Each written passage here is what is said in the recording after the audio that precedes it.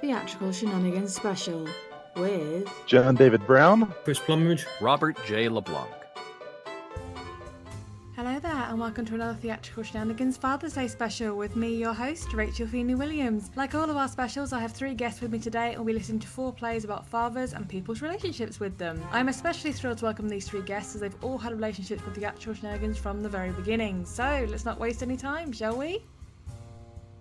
My first guest is based in Atlanta, Georgia, and I met him when his play Fun was included in our very first season. Following that, we produced 2 of the excerpts of his longer play, The Songs We Sing at Funerals. These were Rest Ye Merry, which is in our anniversary special in January 2024, and Survivors, which was part of our Play a Day special in February 2025. He also joined me back in February of this year as a guest to discuss Guy Newsham's play Dances with Wives.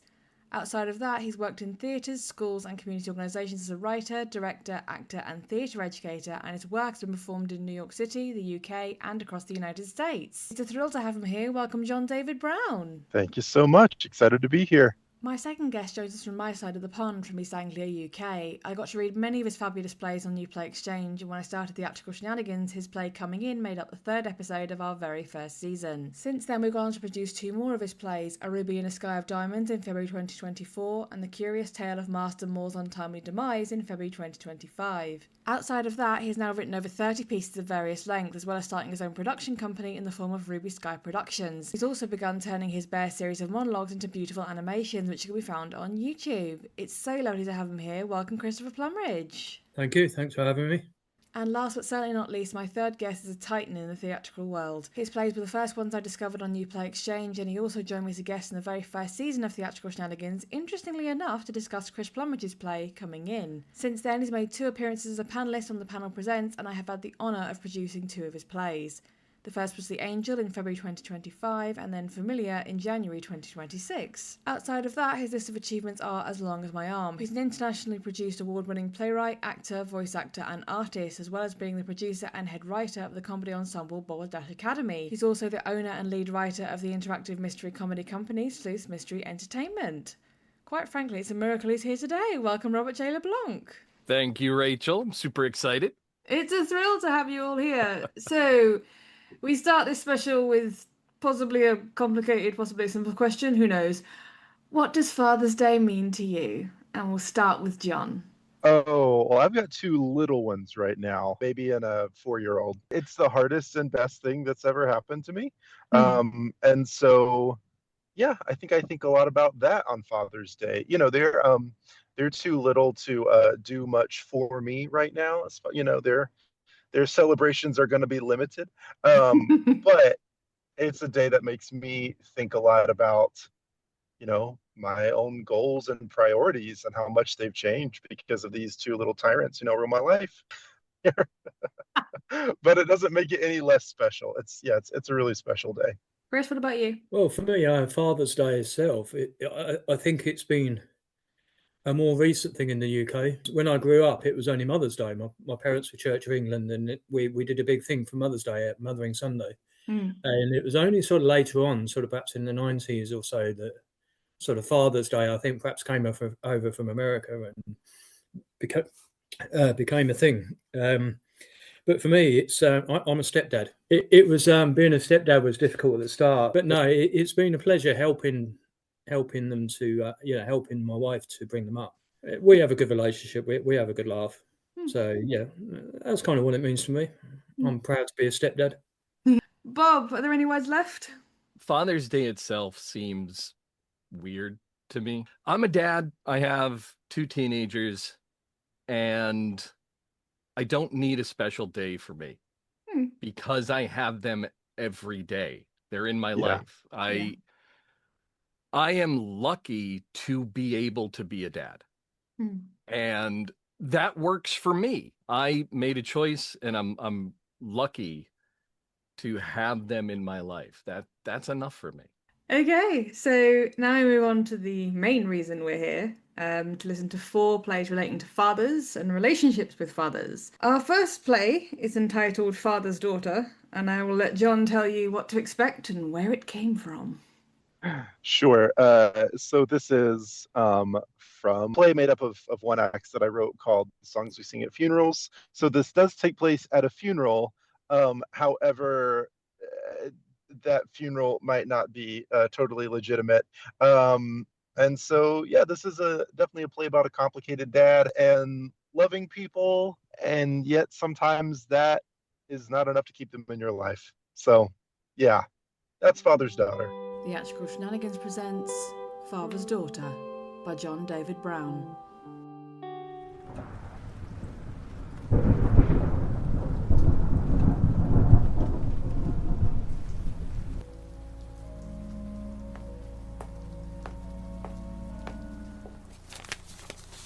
I want to thank everybody for coming today. It means so much to me and my family that you came to support us during this difficult time. My father was a unique man. I'm sure you all know that. Or maybe the fact that you actually showed up today is proof that you didn't know him well at all. Samuel Franklin Peterson was a lot of things. Some of them I only talk about with my therapist, but there are a few that I'd like to talk about today. Dad was a dreamer. He was never content with an ordinary life. In every situation, he saw the potential for greatness. He wasn't afraid to take risks. He never let anything hold him back. Anything. He didn't care what people said about him or what they expected of him. He knew who he was, and he knew what he wanted. For better or worse, he was truly himself. And he answered only to himself. Most of us could probably use a little more of that in our lives. Maybe he could have used a little less. Still, these are the characteristics I admire the most in my father, and they are the things I will miss most about him now that he's gone.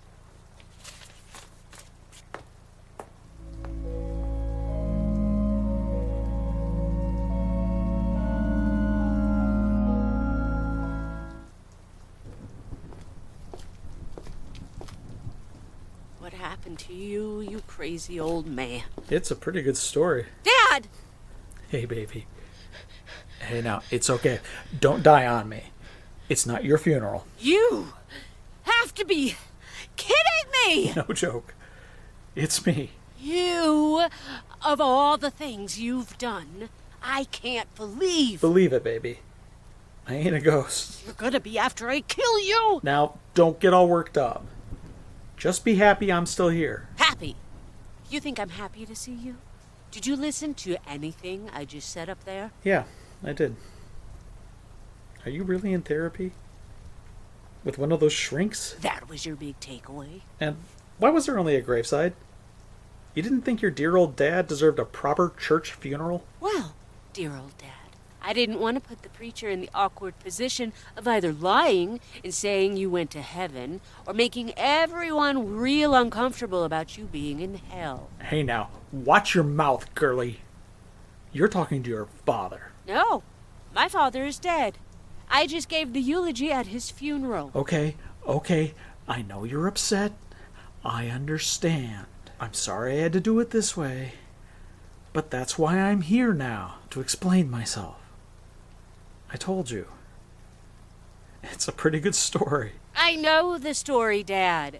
It's the same story as always. Oh, yeah? Yeah, you owe somebody money. Well, Am I wrong? it's not as simple as that. Okay, then.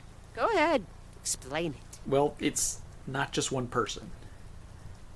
It's a lot of people. Of course it is. Listen now. I just got in a little over my head. I need some time to figure things out. And I was out on the lake in that old John boat, and the weather started acting up. But all of a sudden, there it was. I had the answer. Let me get this straight.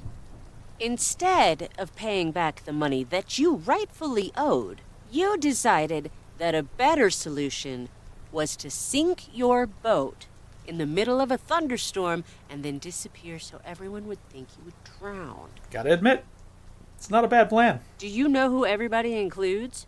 It includes your wife, your mother, your brother, your sister, your aunts, your uncles, your cousins, and most of all, it includes me!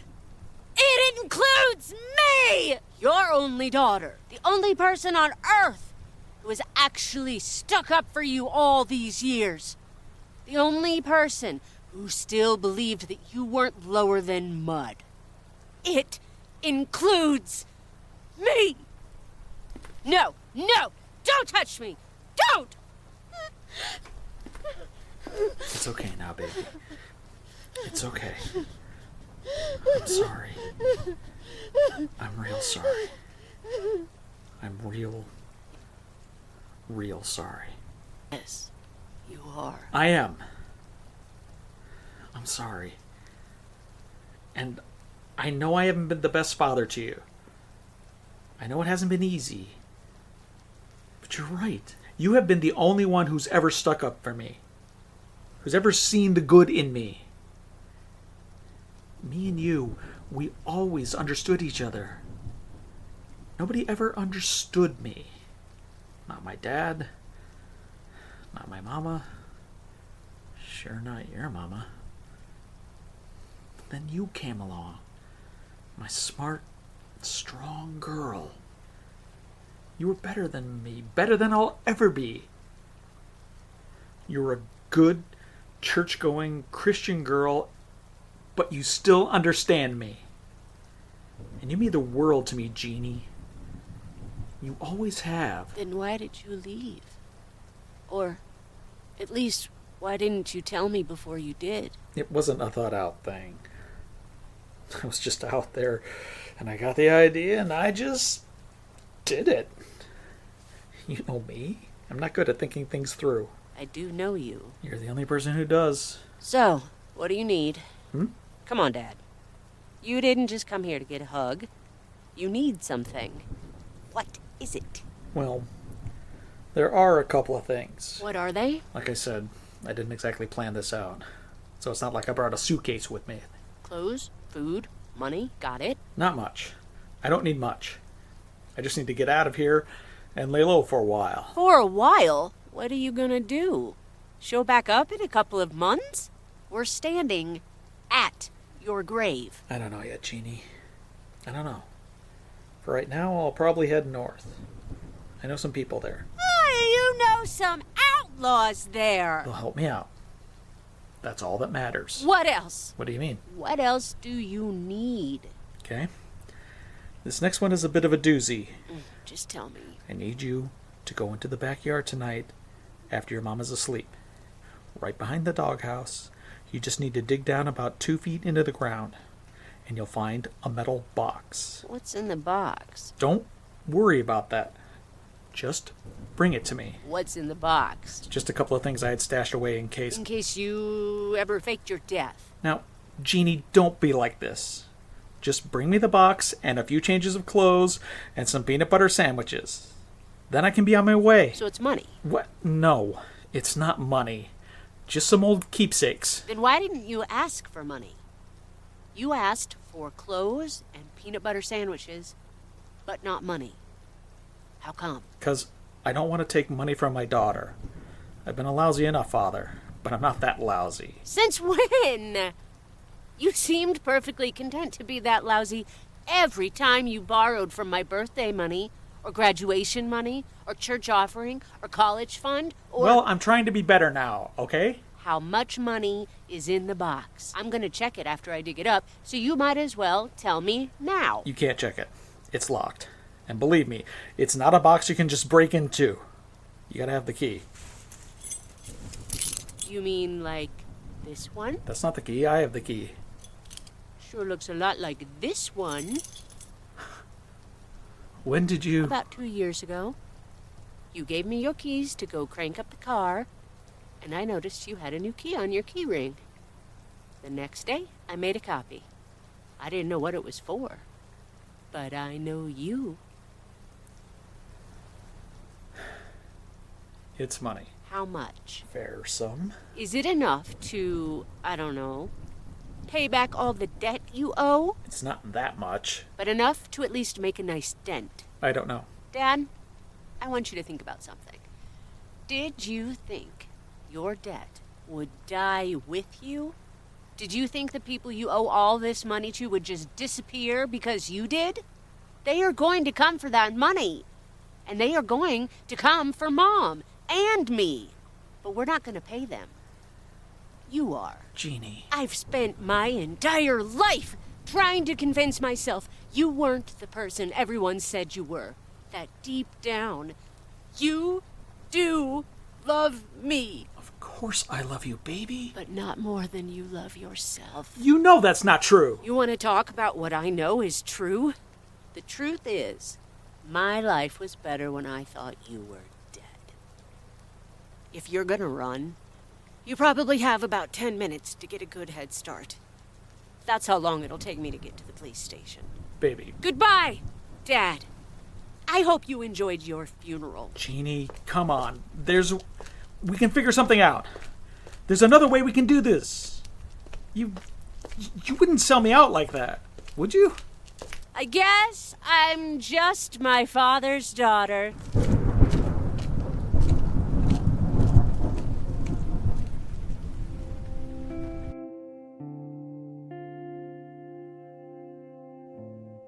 Well, I bet you didn't expect that. That was Greg Bayhoff as Sammy and Ash Albaniak as Jeanie in Father's Daughter by John David Brown. Guys, what did we think? I loved it. I love the fact that you can't tell whether or not she's a con herself. I don't know if it was subtext or performance, right? And I mean, obviously, the translation of a piece as it's being performed can change the piece to the audience. But I love that. I love the ambiguity in the story. I love the ambiguity in the morality of it. I love the ambiguity in their relationship. There's a lot of unanswered questions. And I love the fact that because it's unanswered, you kind of get to fill in the blanks after the fact.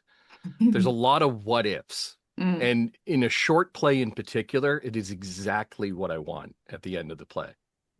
I loved it as well because in society, there's this whole expectation that kids are meant to not necessarily like their parents, but at least do what they say. It's like he says, I'm your father, that's got to count for something. And John's just gone, nah, we're not doing that. You've taken this kind of trope of that relationship and dramatically flipped it on its head. Because obviously he's come to her in his like moment of need, having done this very dickish thing to his family. And I was up until like almost the last moment thinking, yeah, she's gonna help him. She's gonna sort this out. It's a dad. No, she's not. It was a wonderful twist on the expectation. Thanks. And there's just wonderful funny moments as well. As I say, don't die on me. It's not your funeral. That is a good line.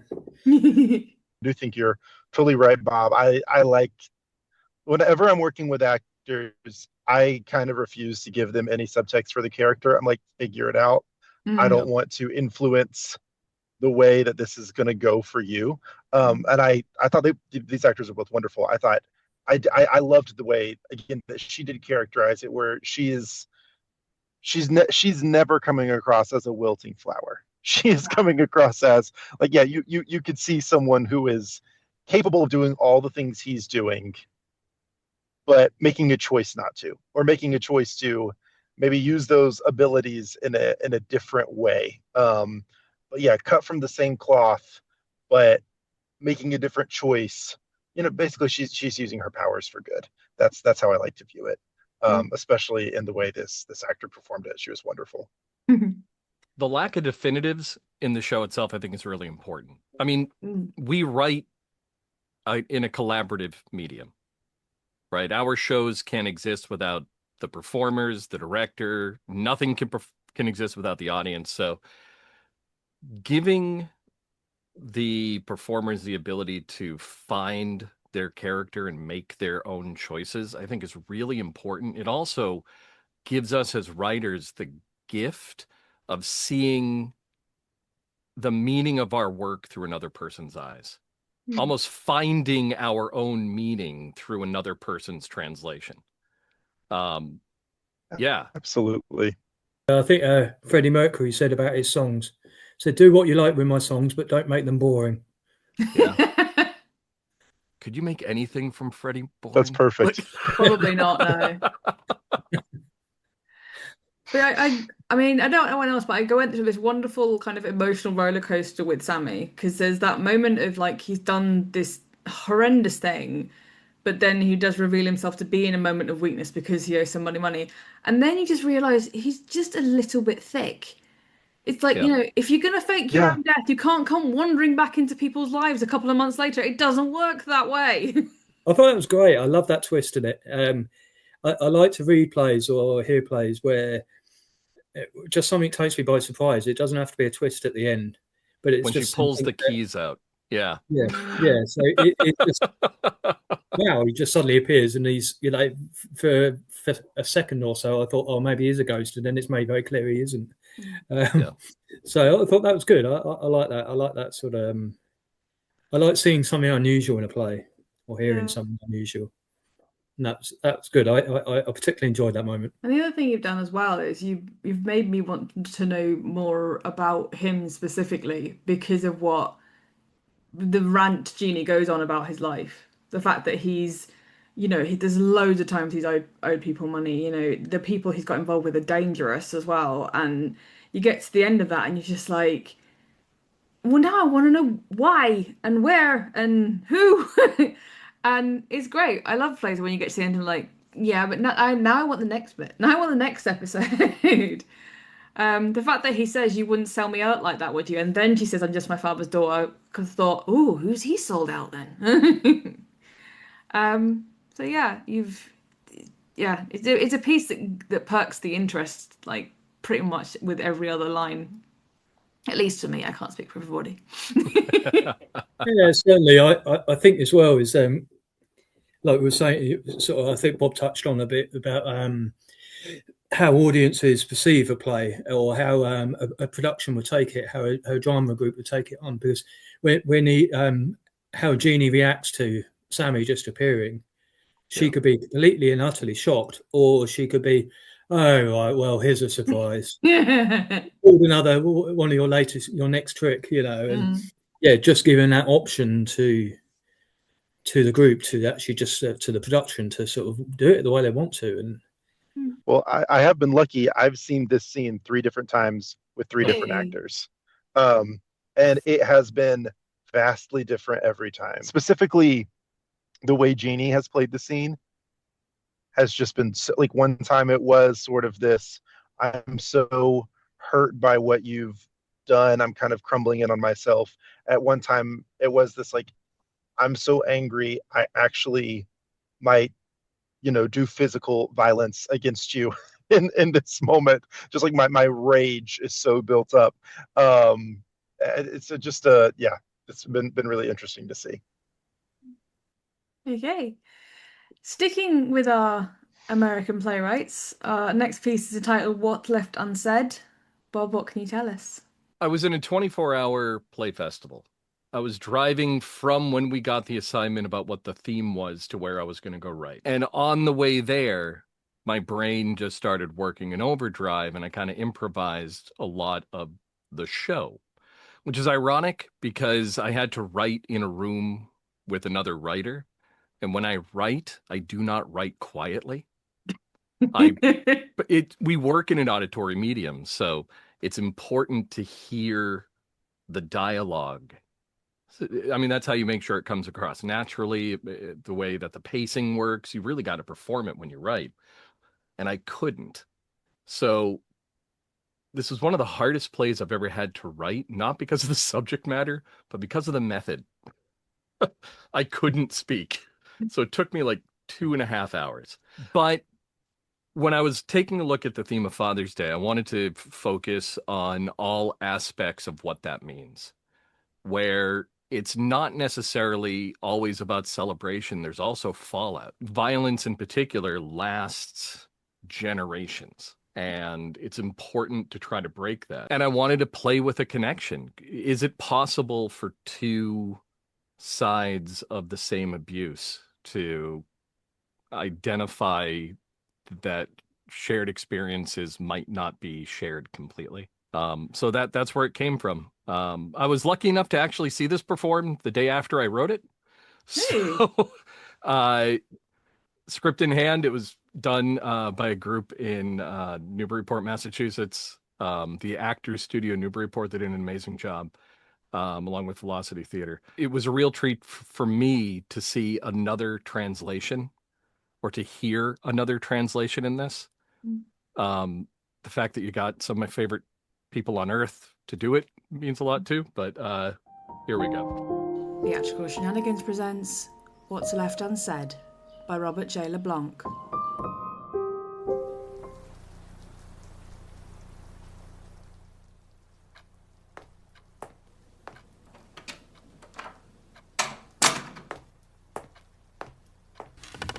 She's asleep. Will she be okay? As fine as can be expected. Besides, her hospice nurse is on call. If something happens, I can have her here in a few minutes. She's ready. She looks so frail. She is frail. She's at the end of her fight with stage 4. It does that to a person. I'm sorry. I know I haven't been around. No, you haven't. I'm here now, aren't I? Yes, you are.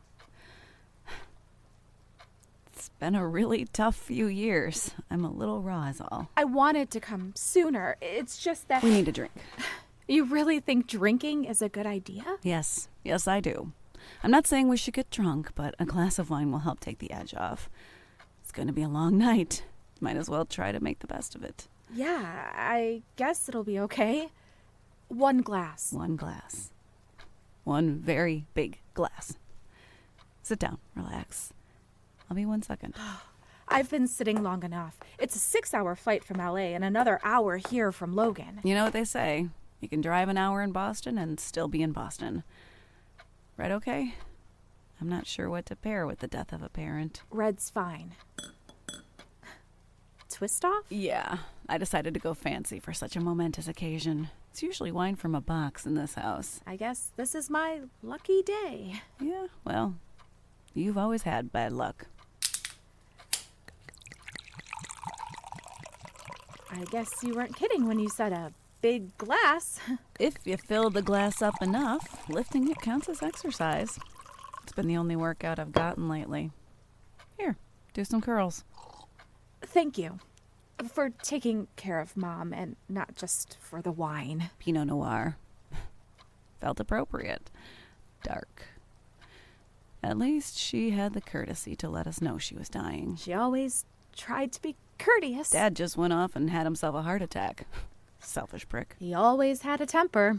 I'm not surprised it was a heart attack that got him. I know it was bad before I was born. That's why they got divorced. One of the reasons. He was arrested once, right? More than once. Yeah. You were there for one of them. I don't remember that. You wouldn't. You were a baby at the time. They hired a clown for my 10th birthday. Dad didn't like him. Who knows why. He should have just told him to leave. I couldn't. A mime is a terrible thing to waste. Seriously? Sorry. Gallows humor. If you can't laugh, you spend the day crying. If I'm going to break down crying, I'd rather it be by myself in the shower like a normal person. Anyway, Dad hated the guy and decided to do something about it. The police showed up and took Dad away in cuffs. I can remember it like it was yesterday. He was smiling, blood running down his stained t-shirt. The clown was in even worse shape. That's horrible. One of the few birthdays I remember. I guess I never saw that part of him. You're lucky. You were always his little princess, his favorite. I wish I could say the same. I'm not sure I was his favorite. I was just the one who stayed. I stayed with Mom after the divorce. I even moved back home to help her when she got cancer. I guess I just never left. I feel like it's my one skill. I don't know how you do it. Taking care of her through all this. I guess you can get used to anything after a while. Yeah, you can. This place hasn't changed at all, has it? It has, in its own way. Everything's gotten older. It's all a bit worn around the edges. Kind of like us. Speak for yourself. You've gotten older. I've aged like a fine wine. Mature. No, full-bodied and tart. You know what I mean. The place is almost the same as when I left. Almost. You'd be surprised what changed. It's been almost 2 decades, Brooke. Elle, We had to make changes after the cancer came back. We moved her bedroom down to Dad's old study. We installed a ramp when she decided she didn't want to, I'm sorry. Her first time through chemo was rough. She decided then that if it came down to it, she'd be finishing it all at home, on her own terms. I didn't think she would make it then, but she did. She wasn't going to let something as trivial as cancer get her down.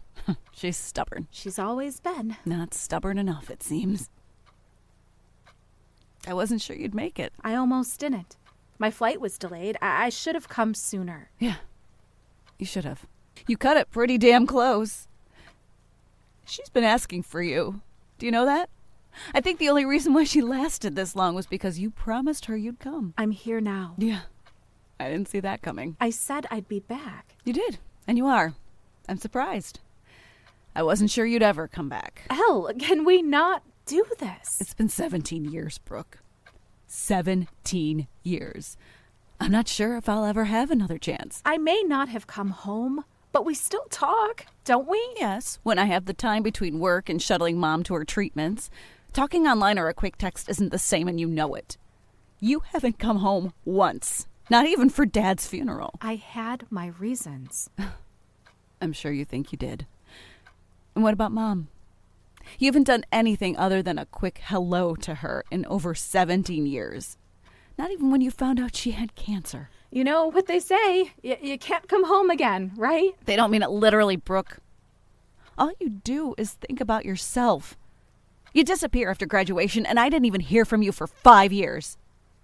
Do you know what that feels like? Oh, Elle, I'm sorry. You should be. You got to go off and live your life while I was stuck here.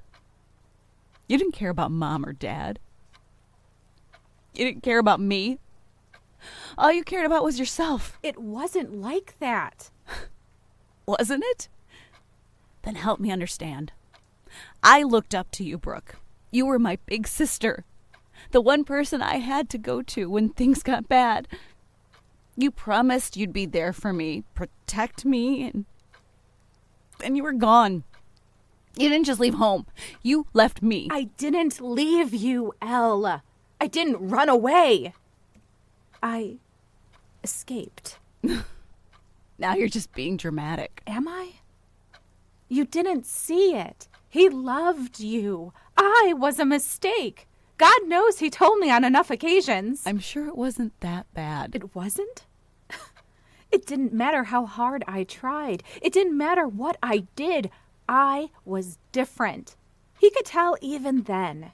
When you were born, things got worse. So it's my fault. Oh, honey, of course not. I was never good enough and never would be. First, I was a tomboy who fought wearing dresses. When I hit high school, things got a lot worse. He knew I didn't like boys the way a girl was supposed to at that age. That's when the mostly verbal abuse became something else. You were the chance of the daughter he always wanted. I was the defected product he couldn't return. I never saw any of that. Of course you didn't. You were little, sheltered. Mom did her best to protect you from it. I did what I could to protect you from him. Besides, he was always careful not to leave bruises where people could see them. He hit you? Yeah. Sometimes worse. Did Mom know? She knew. She used to make excuses for him. Cover for him. She would tell me to watch my tone. Don't do anything to upset him. She knew. She never tried to stop him? She did once. I was around 6 or 7. The boys in the neighborhood were playing football, and I wanted to play too, so I did. I knew I'd get in trouble, but I did it anyway. I'm sorry. I'm finding this all hard to believe. I don't need you to believe it. It happened. He saw me across the street playing football and ran out screaming. He said that no daughter of his was going to be playing boys' games. I got a beating. Mom tried to stop him. He almost put her in the hospital. This is all true? Why didn't anyone tell me? I never knew. Then at least something good came out of it all. The last straw broke the spring of my senior year. I was going to meet friends one weekend. He didn't want me to go, so I snuck out anyway. I figured a bit of freedom would be worth a beating. He was waiting for me when I got home. I could smell the drink on him. I knew it was going to be bad. Did he hit you? He tried to. He told me he was going to beat the dike out of me. He pulled back to hit me. Mom actually tried to stop him this time. He flat out punched her. We somehow ended up in the kitchen. I grabbed a knife from the block and I told him that if he ever laid a hand on me or her again, I'd kill him. And I would have too if I didn't get out of there. I left the day after graduation. I left to save myself. Oh, Brooke. I'm so sorry. Why didn't you ever tell me? I should have. I should have told you when Dad died. I wanted to, but you didn't know, and you were grieving your father.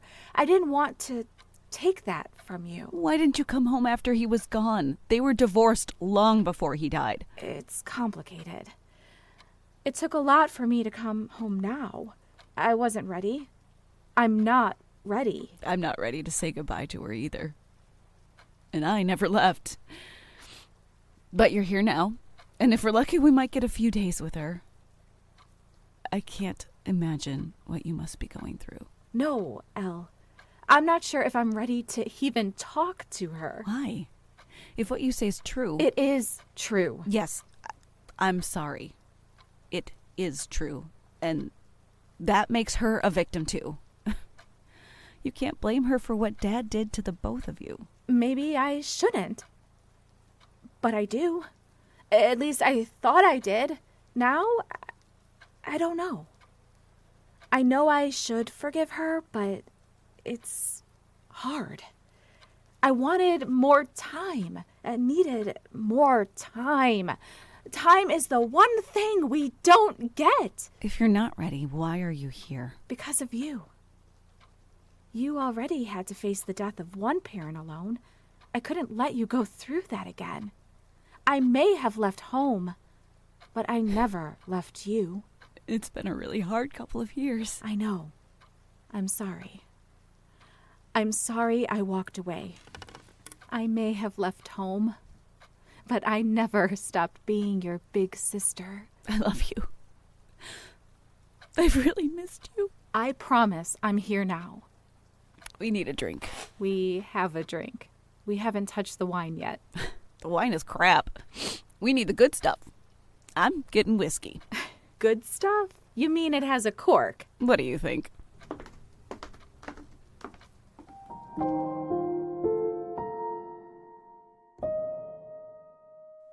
What more can I say than utterly devastating but beautifully written? That was the incredible duo of Dana Hall as Brooke and Jacqueline Priscorn as Elle in What's Left Unsaid by Robert J. LeBlanc.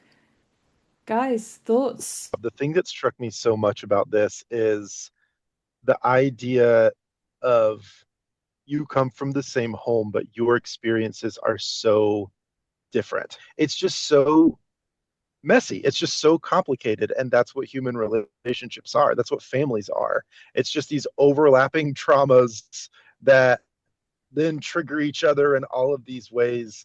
And a part of adulthood, if you're lucky, is getting to sit down with some of those people and unravel some of those threads and figure out where you're all coming from and how to actually understand one another.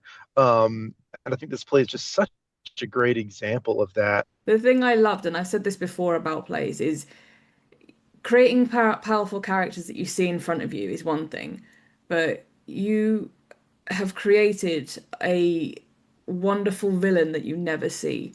Yeah. I mean, the way to write it was to put yourself in the place of the victim. Mm.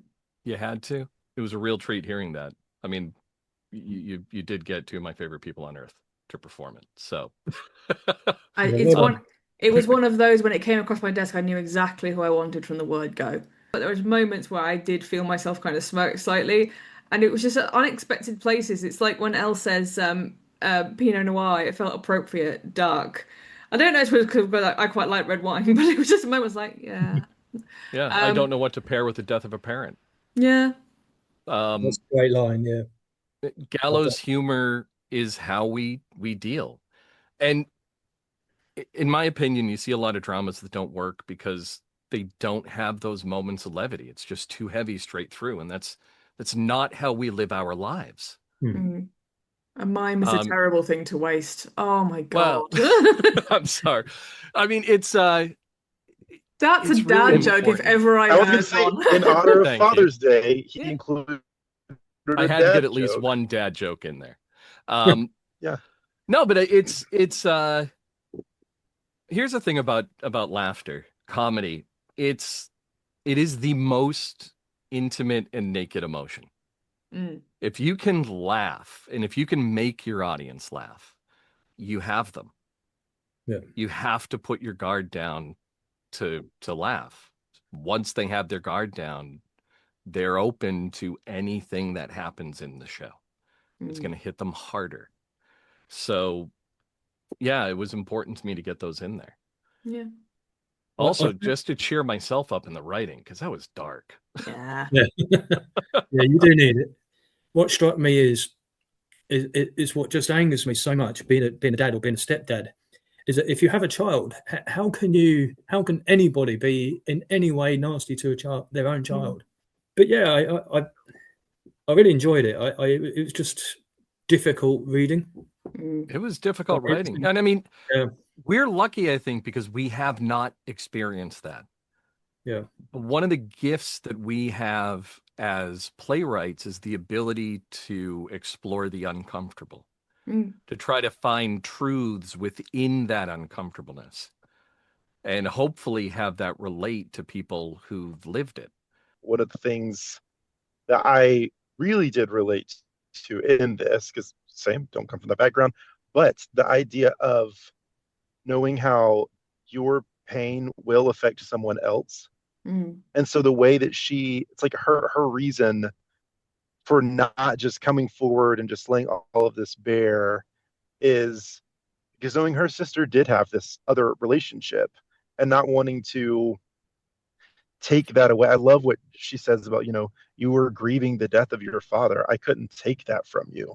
Knowing that, again, this kind of goes back to, is that right? Is that wrong? That this is a gray area. There's like, on some level, is it always best to just tell the truth and let the chips fall where they may? Or is it to understand but that's also going to have serious consequences for people. And so I think that's so interesting, a character who just has said, I will disappear. I will even maybe let myself be the villain, as opposed to taking this relationship with both parents, with your mother and your father, away from you, or making you see that so differently. That I think for this character, that was also maybe the most loving thing she could do for her sister. It seemed like she disappeared from her life, but she was making a choice to protect her.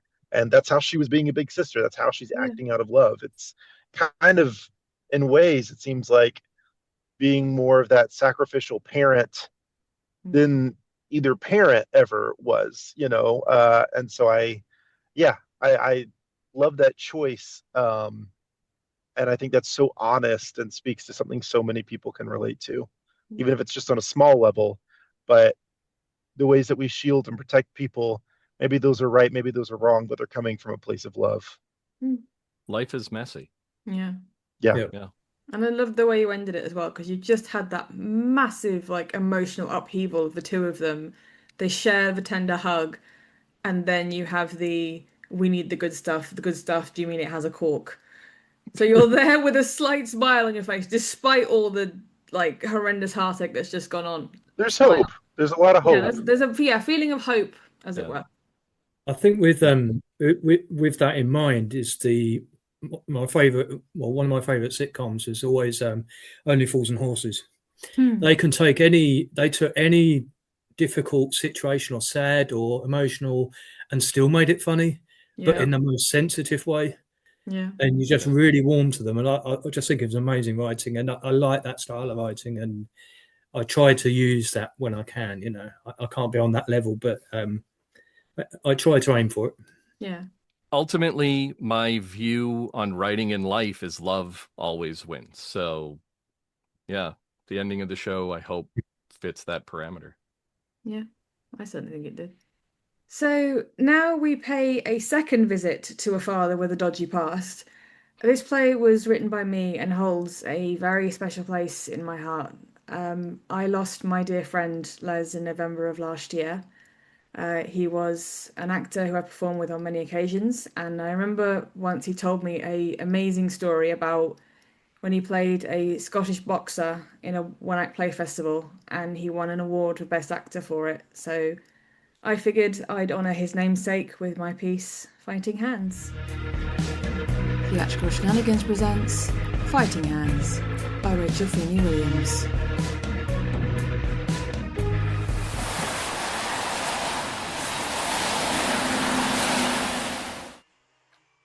Cheers, Lou. Yeah, I'll see you next week. Oh, God, what a night.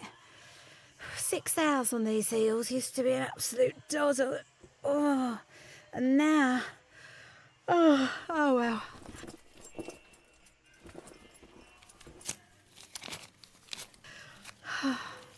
Not a bad night's work. Still, I'll be glad when I can hang up my dancing shoes for good.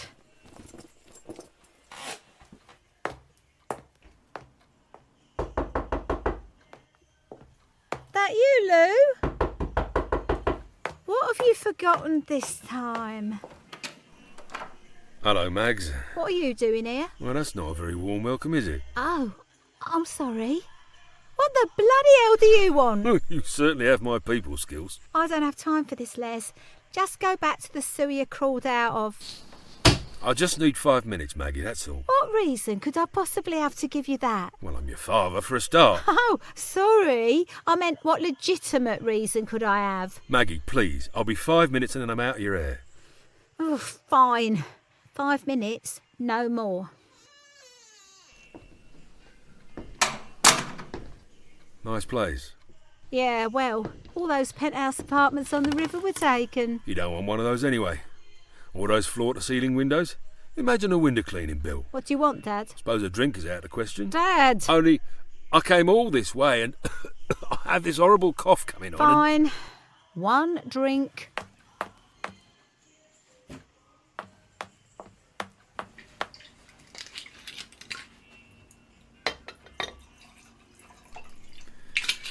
You're all art, Mags. Don't call me that. Why not? You've always been Mags to everyone. Just you, Dad. Everyone calls me Maggie now. Apart from Nana Ange, who calls me Margaret. Ange? Blimey, she's still alive and kicking, is she? Yeah, 102 and healthier than you, I'd wager. She's never still in that same flat. Yep, and still saying the same thing. If they want me out of this flat, they'll have to take me feet first. Oh, seriously though, it's a nice place. Yeah, well, it's enough. For us. You and the little one, you mean? Lucy. Her name is Lucy. But of course, why should you know that? I mean, what kind of grandfather actually knows the name of his own grandchild? Hey, you made the decision to keep it from me, remember? And why was that, Dad?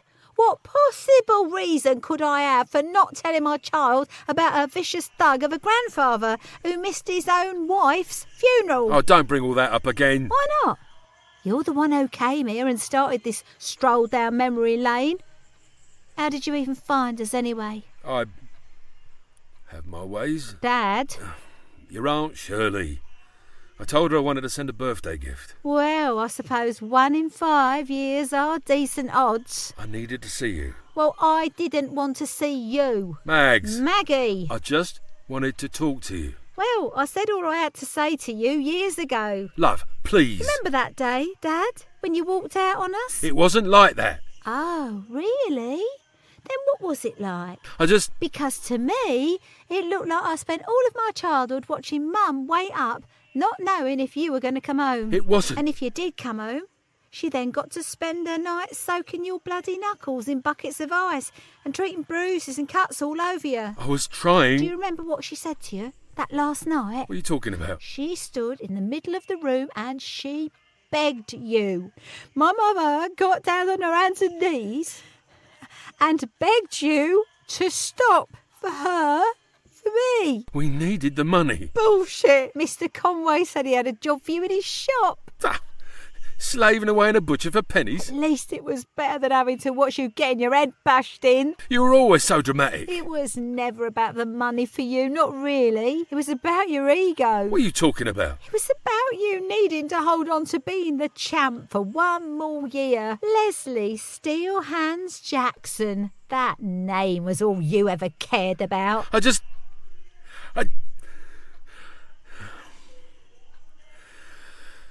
All right. Maybe I didn't want to give up the life in the ring. Maybe. Your mother didn't understand. I wanted to be this family's protector, its provider. And being a fighter was all I've ever known. All I was good for. So your way of providing was to walk out of our lives? You think I made that decision lightly? I couldn't stand to see your mother looking at me like that. Concerned that the man she loved and the father of her child was going to end up dying on the floor of some boxing ring somewhere? No! She looked at me like she didn't know me anymore. I couldn't deal with it. So you ran away? Yeah, I ran away. I was a horrible husband and father. Is that what you want me to say? They say the truth will set you free. I wanted to come back. So many times over the years, I wanted to come back, but... The call of the fighter's life. Well, I'm not proud of it. You didn't even come back for Mum's funeral. Well, I couldn't. Couldn't or wouldn't? I couldn't face them. Her family. They always thought she was too good for me. I can't imagine why. I was a selfish man for many years. Still are, from what I can see. Look, it was the worst decision I ever made. Is that what you want to hear? It's a start. After I left your mother, the fight was all I had left. I took on any fight I could find, on the street, in the ring. I was an animal. The fury and the blood. It fueled me for many years. So, what happened? I caught the attention of Mickey O'Donnell. Finally got the big leagues you wanted. Mickey said he wanted a heavy and the money was good. Really good. Well, I thought if I could make myself something working for him, then your mother would see. I bet that went well. For a few years, yeah, it did. I collected debts for Mickey and he got me all the prime fights. I felt like a somebody. I felt like I was invincible. So, what happened? I woke up in this alley. No idea where I was, and my head was pounding. I figured I'd just had a few too many. But then I saw him. Jake Malone. How did you... Come on, Dad.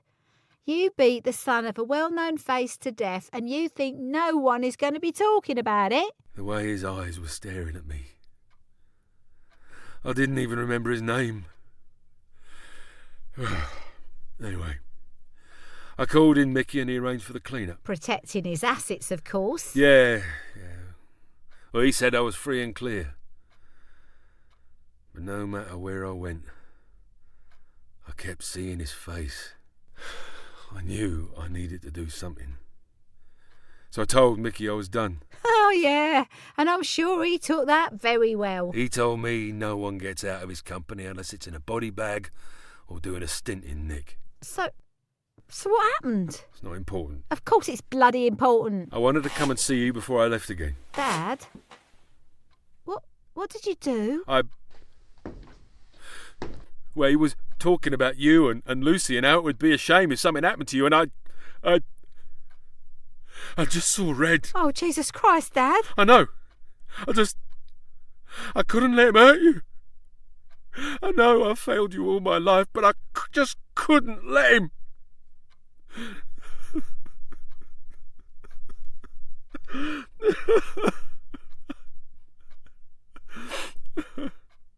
Anyway, the police will find him soon. And I'll hand myself in tomorrow. What? I just wanted to come and see you and give you this.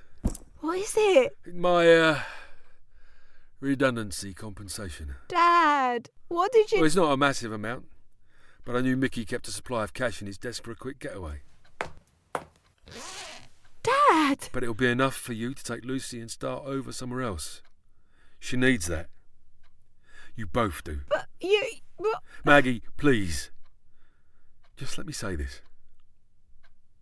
I know I've been a horrible father, and I can't change what's happened in the past. But you and Lucy are the only positive things that have ever come out of my life. I've never been a brave man.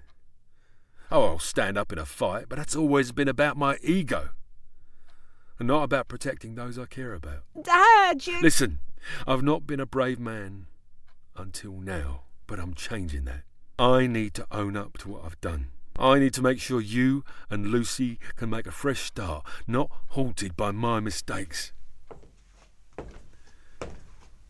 But above all, I need you to know how sorry I am for everything that's happened, and that I love you with all my heart. Oh, Dad! Shush now. No tears. Now, I reckon you've got a good few hours before Mickey's men come looking for me, so I'd say you take my granddaughter and get as far away from here as possible. But what about you? I'm going to do what I should have done years ago. I'm going to protect and provide for the people I love. I love you, Dad. I love you too, darling. Kiss Lucy for me.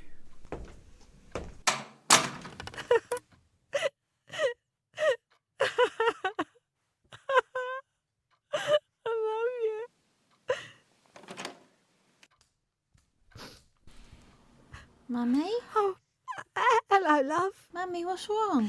Nothing, love. I was just thinking about something. Will you tell me a story? Of course I will. In fact, how about I tell you about the bravest fighter in all the land?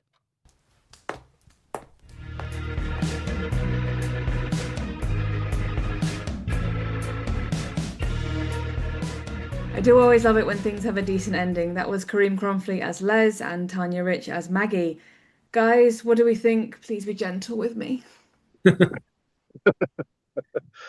nothing to be gentle about. What are you talking about? It's just a really beautiful play. Yeah. With really great performances in this one as well. Yeah. Yeah, this was a gut punch. But it was. This is a dad who, again, made bad decisions and has then been trying to make up for those for a long, long time. In person, this would have an audience in a bad way. This would be hit 'em. Yeah. How many boxing puns can we put in here? Exactly. Again, this is the Father's Day episode. This is dad jokes. I'll throw one into the ring in a minute. Oh. Yeah, it's just a beautiful play. It's really emotional, and it's such a reversal of what you think you're going to get at this. I mean, probably coming from this is the play I had just written. I assume he's there for money, for a favor, for something that he can get for himself, and instead he's there to and maybe this is just a matter of philosophies. Maybe we just see the world differently, Rachel, that I'm drawn to con artists and you're drawn to redeeming those con artists. That's really beautiful. Well, that's also Florida versus Devon, right? Like 100%.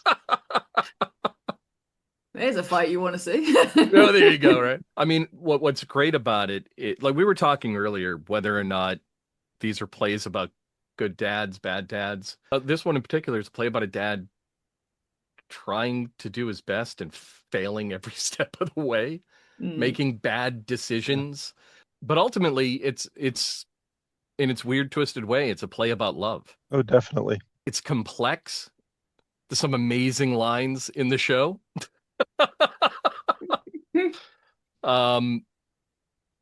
Yeah, I mean, you've written kind of a dream part to play. The end of it is so powerful because you're watching someone end it on selfless terms. Yeah. Like, even if that's not been the life he's been able to live, he's choosing to end his life well. And man, that's powerful. And it's also really relatable just to be like, I'm a dad who is trying and messing up and also trying to balance my own need for fulfillment, to feel like I'm providing, to feel like I'm accomplishing something, and then also with the needs of my family. And it's really hard. It's this difficult balancing act to you're trying to choose them, you're also trying to choose yourself, and it's really hard. And most parents can relate to this character, as well as extreme as the circumstances. Like, the core truth of it is really relatable. The line, I need to own up to what I've done. I need to make sure you and Lucy can make a fresh start, not haunted by my mistakes. Mm. I mean, that's it. Yeah. Yeah, it's finding bravery. You can't be brave. Courage doesn't exist if you're not afraid. Ah. Courage can only exist if you're courageous against that fear. Yeah. And to me, this is less embracing what he's actually afraid of. It's being really honestly brave and courageous and standing up to try to protect the people he cares. Well, the only people he has left that he cares about is what it seems like. To me, it was the way Rachel had set it. And I must admit, I was half expecting, one of Rachel's DCIs to come in and arrest him later on. Yeah. Maybe that's another play later. No pun intended. Again, it's the way they were sparring off each other as well. I quite enjoyed. I think he's brought the fighter out in her as well. He does say, you certainly have my people skills. Yeah. One thing I knew I wanted from the offer was I didn't want him to be a bad guy. I wanted him to kind of, as you said, he's trying. He's probably not doing it very well. I think, as a man, if it comes to a point where your wife is begging you not to go back to the job you're doing, maybe you should stop and think, maybe I should actually listen. But by that point, obviously, the ego gets involved, the desire to protect and provide, and the desire to just keep being on top and being a champion does take over. Because I don't know a great deal about boxing, but I know when it comes to competitive sport in general, there is that like bloodlust to stay in a prime position once you get there, which I think is kind of what Les is chasing all the way through. And then this event happens, and now he suddenly realizes that he's potentially placing his daughter and granddaughter in jeopardy, and then the line gets drawn. And as you say, he takes that fear and faces it for his family, doing kind of probably one of the first decent things he's done in a good many years. Yeah, it's complex. It is. Yeah, I love it. One thought I had was, if Les meets Sammy in prison, Sammy doesn't stand a chance. No, Sammy's not going to do well in jail. No. Sammy's done. Sammy's going down quick. Gonna try to talk his way out of it, is what it sounds like. Yeah. Sammy would not try to fight Les. Sammy would try to ingratiate himself to Les. Yeah. He wants Les to be his friend. Yeah. Yes. What can I get you? What do you need? Sammy's charming, but I have a feeling Les doesn't probably like charming very much, though. He doesn't trust that. So he's a happy-go-lucky guy. It's going back to Chris's reference earlier to Only Fools and Horses. There's a Del Trotter kind of personality. He's in it for the laughs and what he can get out of it, but that's about it. Doesn't really do charming. No. I think one of my favourite lines that I wrote was, you don't want one of those flats anyway, floor to ceiling windows. Imagine the window cleaning bill. Yeah, I like that. It's just something silly. I've walked into buildings and like apartments when I was living in the city, and that was actually a thought that passed through my head. How much do they pay for window cleaning? But isn't that also just something your dad would really say to you? You know what I mean? Like, that's such a dad thing to say, like that kind of observation. A great, despite his absentee fatherhood, a great, just stereotypical moment of dadding. Yeah. I mean, there's a pragmatism to him. There's a practicality. Yeah. Yeah. Yeah. Like with your play, Bob, but as soon as I finished it, I knew exactly who I wanted from the word go. And I think that's a great thing about producing audio is when you get a play and I just think, yep, I know who I want, and they did it justice. You could actually take this and with really small changes to language, not many, it would fit perfectly in New England, in New York, in New Jersey. Like, I know these people. I know people like them. They're that practicality to it, the straightforward, this is what I'm good at, so this is my life now. Mm-hmm. Well, yeah, on the other end, you could set this in a southern city in Atlanta and it would work just as well. And just a different, just different accent, but it works. Yeah, there's a universality it's to it. big time. Yeah, I say, well, boxing's a pretty, like, international sport anyway. Yeah, it's true. Yeah, it's you know, we no matter where we're from, we all can punch one another. That's true. That's the tagline for the world. No matter where we're from, we can still punch each other. You can all punch one another. Yeah. I'll make up the t-shirts. Merch dropping in 2 months' time. And last but certainly not least, we have a piece from fellow Brit playwright Chris Blumridge. The play is called 24 Lasagnas. Chris, what can you say? Okay, so this was one of these, a really unusual play for me, because normally when we write these plays, we have a good idea and we think, right, what we're going to do, and then it all comes together, the characters are formed, we put it together, and then we think, what are we going to call it? But with this one, I had this 2 words in my head, 24 lasagnas. And I thought, that sounds like a really good play. And I thought, well, what can I do with 24 lasagnas? It was an unusual one as well, this, because I had this other idea and it just wouldn't write itself. I went through several really ugly drafts and crossing out and starting again and deleting and just going back. But it just wouldn't write itself. And I sort of got a bit frustrated. Yeah. So I just I threw it aside and I thought I'll just start again. And then it came to me, a conversation I had with a good friend of mine, but she lost her father several years ago. And we had a conversation in a pub one evening and she was talking about it. And she said that they're both foodies and that how much they love their food and stuff like that. And then how they missed her mum. And one of the main things that really caught me was she said, I didn't grieve so much at the time because it's so bad watching Dad fall apart. So that kind of inspired me, and I just thought, well, there's so much love there. So, you know, I wanted there to be love there. I want this to be affectionate. I want it to be warm and cozy and smelling nice, you know, with the nutmeg. And I wanted to make it evocative and bring in the smell of the nutmeg, the food and everything else, but also those memories. Theatrical Shenanigans presents 24 Lasagnas by Christopher Plumridge.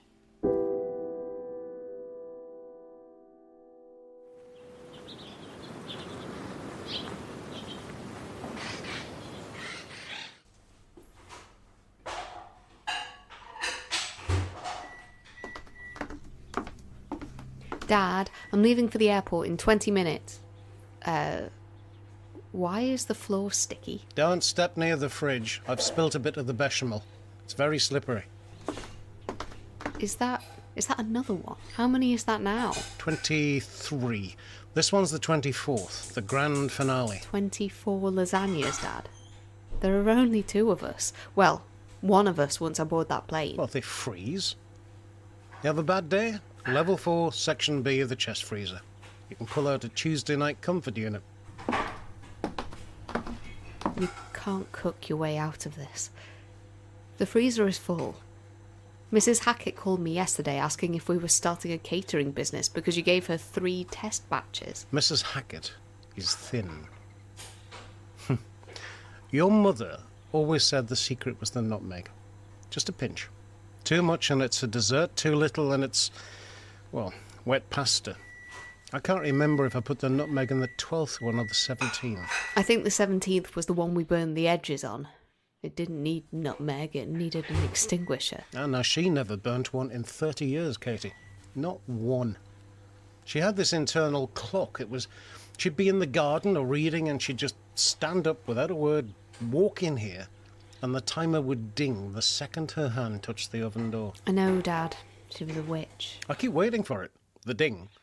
I set the timer for 45 minutes and I stand here and I look at the door to the garden and I think, this time the door will open and she'll smell the garlic and she'll come in with dirt under her fingernails and she'll tell me I'm using too much salt.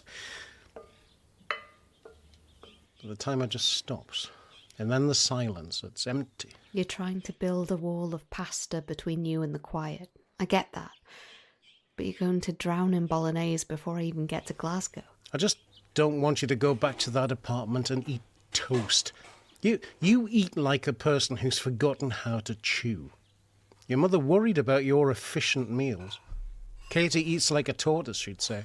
She wasn't wrong. And that's why I'm making 24.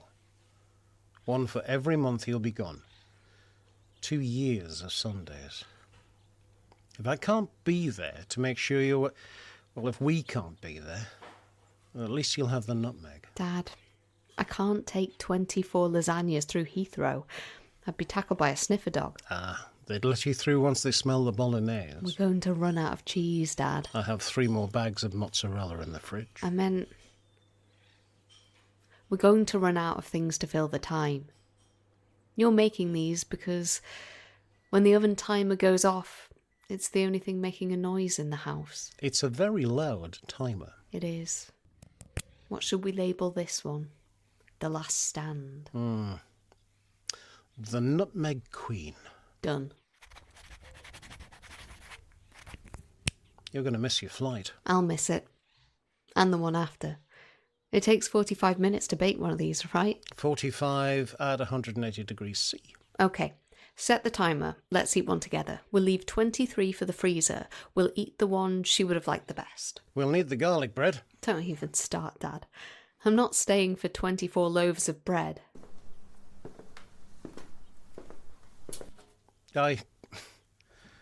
Nothing. I wake up at 5 o'clock in the morning because the bed is too light.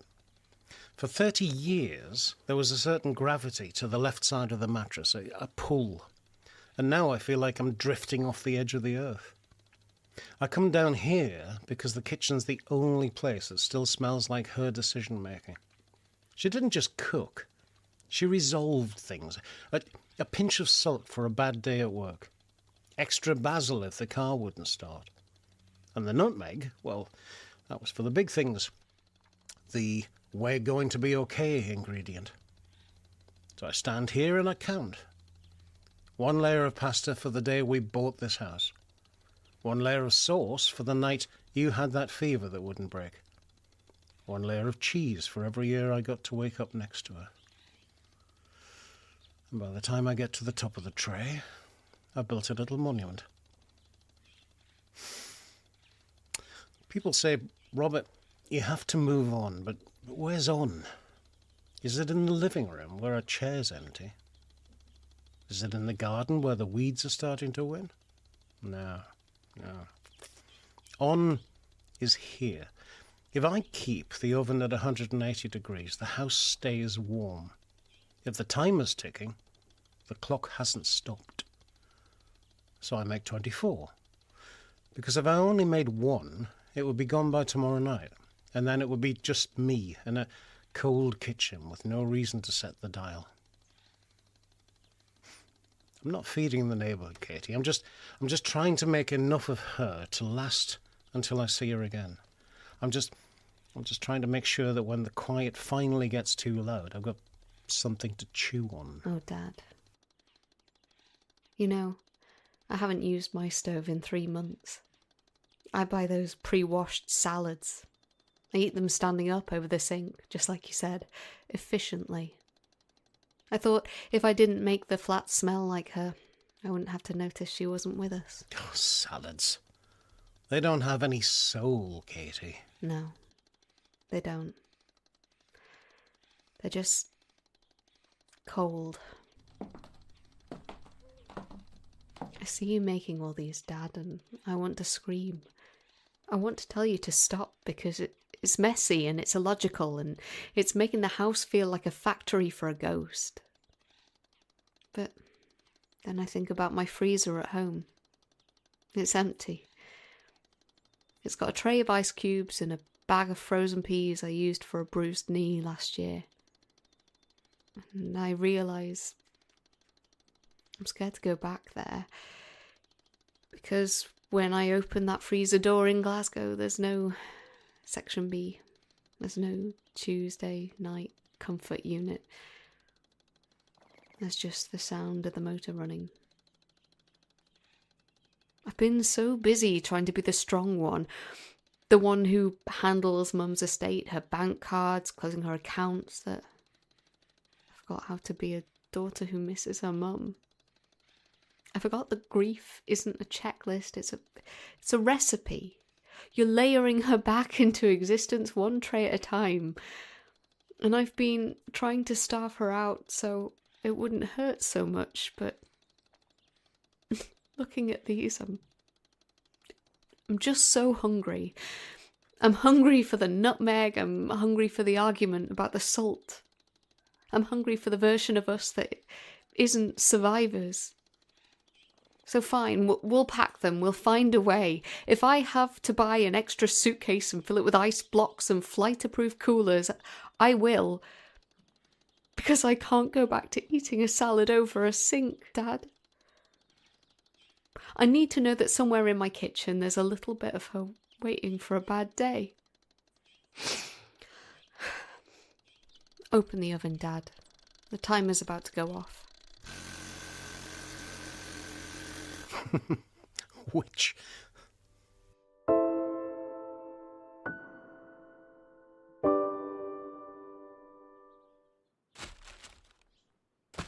Okay, if we stack them vertically... No.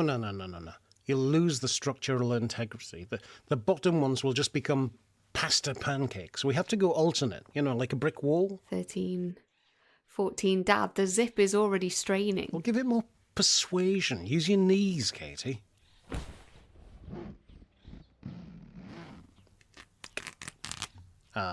It's dead. The suitcase is dead. Yeah, well, that's physics. I've been defeated by the volume of my own love. Heavy. I'll put these in the chest freezer. Level 4, Section B. Dad? Yeah?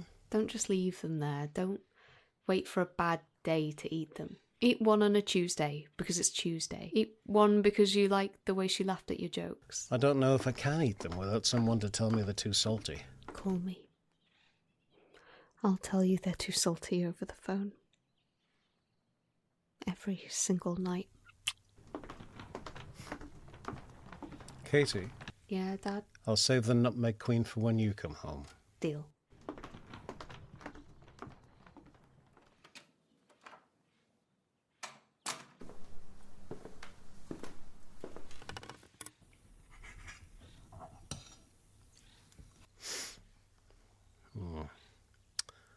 Needs more nutmeg.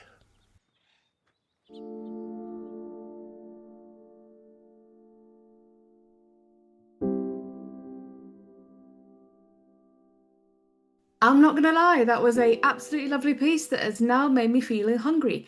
That was Jeff Tullen as Robert and Kathy Flockton as Katie in 24 Lasagnas by Chris Plumridge. What are our thoughts? I loved this show. Me too. I'm going to go with the pun. You could palpably taste his processing of his grief. Yeah. So I have ADHD. One of the things with ADHD is object permanence carries over to people permanence. So when we lose someone, we never heal from it because other people can process it and then move on. We can't because time stops when they're not there. So when bits and pieces of that come through, it's the only time we're allowed to process our grief. And one of the strongest parts about that is through food, because there are certain recipes or smells or something that takes you back to a certain place or a certain person. And this show kind of accurately represents what that's like, constantly trying to replicate, constantly trying to hit the one moment where you could bring them back, either through that memory or through the taste or the fact that if they're the primary person who cooks, you'll never, doesn't mean it matter if you follow their recipe exactly, you will never get it right. Because what's missing is them. Yeah. It's the memory you're fishing for. Yeah. And this hits so hard because of that. Mm. And also the fact that because he's doing it for her, he's kind of, to me, it came across as, well, I can't physically be there. She can. But only if I get this right. It was the ability to kind of give her mother while she's gone, something that you both lost together. Yeah, it hit me. That's what I'm saying. It was written so well, it was performed so well. There's nothing in this to me that's not essential. Like, I've been back through plays that I've written like 4 or 5 years ago and got rid of lines because they're not relevant, or they're not like they don't feel important or relevant to the story. There's nothing in this that's irrelevant. Yeah. And it's funny because, similar to Bob's play, I love there are wonderful moments of just silliness to it. And Robert, in a way, has almost got the same pragmaticness as Les. So Katie does this whole, you've given Mrs. Hackett 3 test batches, and his response, without even thinking about it, is Mrs. Hackett is thin. Like, yeah, I naturally give your neighbour 3 full-size lasagnas because they're thin. And I love that these are 2 people who are having like opposite reactions to the grief. Like, it feels to me like her gut instinct is like, I would like to get away. Like, even from my dad, maybe, whom I love, but my gut reaction is, this is ridiculous. Please stop doing this. Like she says in one of her, she's like, I want to tell you to stop. This is making me crazy. It's illogical. It's messy. All these things. And so even like their version of pragmatism is very different. Like, he sees this way that he can take care of her, and in a way, for her, this is like a huge inconvenience. At the same time, it's she can see the love in it, but she's also like, I have to get these lasagnas on an airplane and get like, this is the craziest. Like, what am I going to do with these? It reminded me, first of all, so much of my relationship with my parents. Of just like, you're doing what? Like, what are you talking? I don't want this thing. Like, please do not give this to me. And yet, when you understand that this is an act of love, and this is the way that somebody can show love, and sometimes you simply have to accept the love that is being shown to you. And it is not easy, and it's complicated. And at times, it's even like contrary to, she probably has a very different grieving process in all this, but she can also understand, this is what my dad can give me. I mean, this is also a man who has just made his daughter 24 lasagnas. This is an odd man. Like, he is not a, this feels like there might be like a scooch of an OCD or something going on with him. Even just the way he, like you said, that pragmatism, like he views the world in a specific way, and she knows that because this is her dad. And she's choosing to accept the love that he's giving her, and also understanding the gift that it is at the same time. So this is just a really, a really accurate picture of parents. And I'm glad to see like a purely good dad, just someone who we had to have one. We had to have one purely good dad for the Father's Day episode of all things. But yeah, somebody who is, again, not that it's perfect or not that it's not without flaws or not messy, literally messy in this instance, but he just wants to love his daughter so much. And for him, this is selfless, and it's really powerful. I do love that the focus on how hyper-focused he is in the task. Yeah. Just the fact, careful of that. Careful. It's slippery over there. There's bechamel on the floor. And he hasn't stopped to clean it up. Right? Like, you can tell how focused he is on this. I For mean, me- it's a joke line. It's not a joke line, but it's like a comedy bit. Yeah. But it Yeah. says it informs so much about his state of mind at the moment.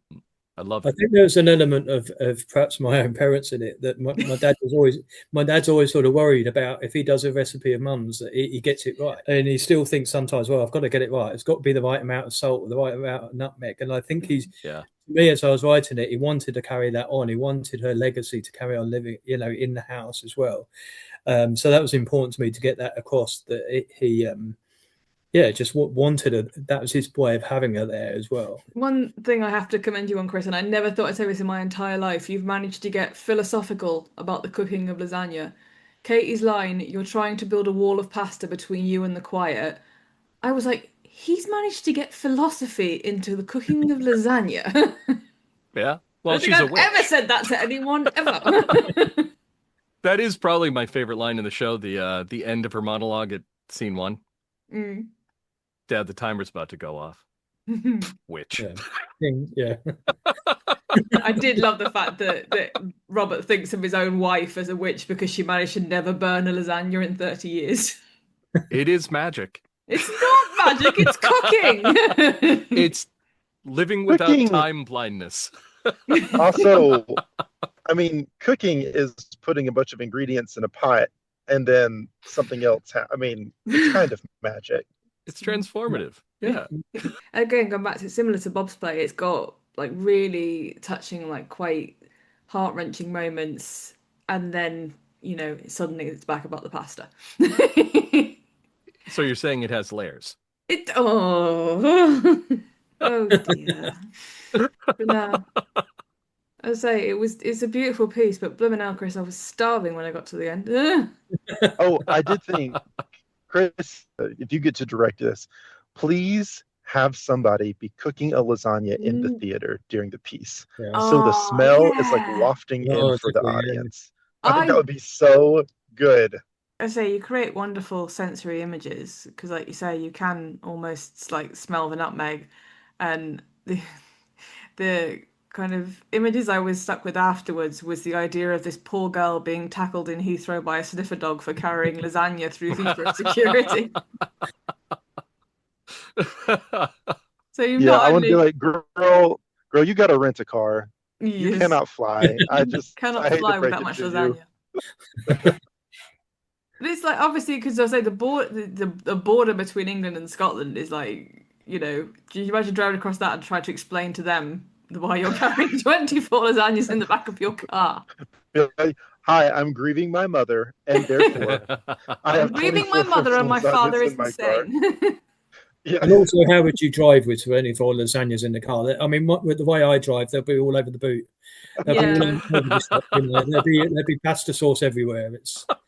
And also, it's a quirk. I read up afterwards. The plural of lasagna is lasagna. It's not lasagnas. And I thought, who actually says 24 lasagna? Oh, it's like deer. Oh, Yeah, wow, that's sheep. interesting. Well, I just thought, no, I'm going to stick with lasagnas. Yeah, it works. It's fine. Yeah. Yeah, Don't let accuracy get in the way of a good title. No. absolutely not. But yeah, no, it's to say it was wonderfully written, and as John pointed out, we had to have one good dad, and I wanted to end on the good dad. That was a good note. Yeah. Okay, devastatingly, we are out of time. Guys, thank you so much for being here. These were brilliant plays, and you're all so wonderful to talk to, as always. Thank you so much. Thanks so much, Rachel. And that is sadly all the time we have in this Wonders Father's Day special. I want to thank John, Chris and Bob for being such amazing guests and writing such brilliant plays, because they really were wonderful to produce. If you're out there and you've enjoyed the show, then please let us know with a like, follow, share or comment. And if you're a member of New Play Exchange, you can also post a recommendation for the scripts we featured today. We resume our normal service for this coming Sunday when we continue our 6th mini Shenanigans series. After that though, we have another special for you in the form of a 3-part full-length play which will culminate in, and I cannot believe I'm saying this, our 200th episode. I really hope you can join us for all of the fun still to come, but in the meantime though, I've been Rachel Feeney Williams, this is Theatrical Shenanigans, bring down the curtain and wishing you all a very happy Father's Day. Theatrical Shenanigans is part of an RFW Scripts production. Found on Spotify, Apple Podcasts, Amazon Podcasts, and Podbean. Theme music is written and produced by Chris Cody.